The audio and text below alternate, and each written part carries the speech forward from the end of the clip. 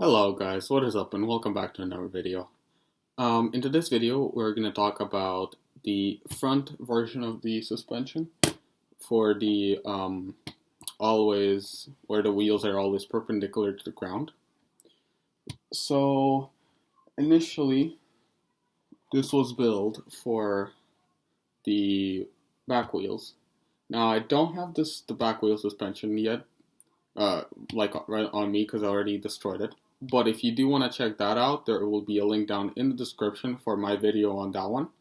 It will be in a car which will have that suspension on the back. So the idea behind this suspension is, first of all, the main reason I made this is I wanted to see if a suspension where the angle of the wheels like this can always be perpendicular to the ground no matter what the car's orientation is.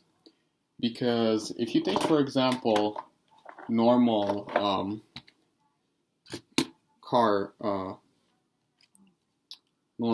suspension, you can see how the wheel, right now it says always perpendicular to the ground, but if I put it like this and I move the car like so, the wheel goes at an angle parallel to the car. So it's parallel to the car, not to the ground. And this is just a normal double wishbone suspension. There is also the Tetra type suspension, which makes it so that the wheel would go like this around a point like here where the car is when going up and down. And so I wanted to combine the two into one sort of suspension where no matter what the car's orientation is, the wheels will always stay perpendicular to the ground. Now, you can see this does indeed work, and it works pretty well. Also, I can drive the wheels, so you can see it's also drivable. No matter what the suspension is at, I can drive it. And because this is the front, I can steer it too, which also does not depend on how the suspension is at the moment. So it's a very nice, pretty compact suspension design. The hardest part about this, I would say, would be the steering mechanism. But first, I want to talk about how does it work and why does it work. So here you can see that there is a linkage which lets the wheel freely move back and forth. On the other design, which for the back axle that I have a link in the description to, there was actually an elastic, and that is due to tests. This I can't test it on the car because I just don't have a car that I can put this on, so I had to leave it like this for now.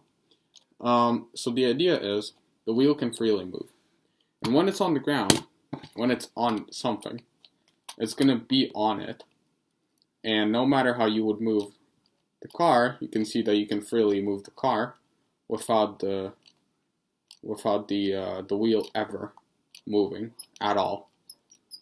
This makes it really useful for off-road terrain where you wanted to have full grip on it.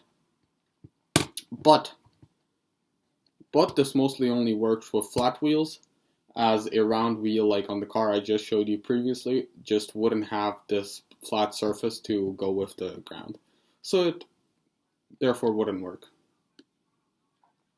In this type of suspension, it's very important to put the spring connected to the top, and that is for the reason that the bottom one moves and it's not going to make good suspension.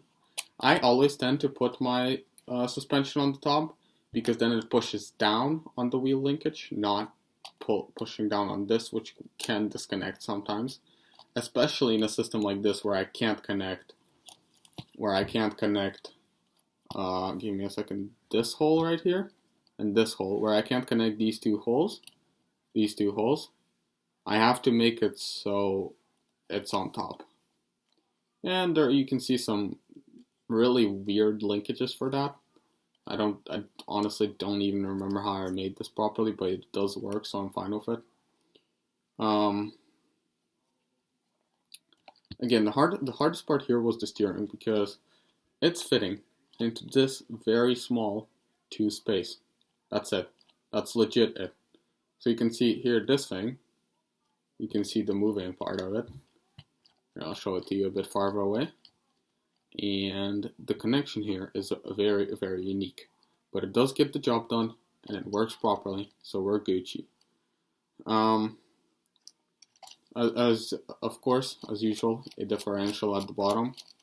What's that? That's just a nice addition. And you can see these 2 connection points right here.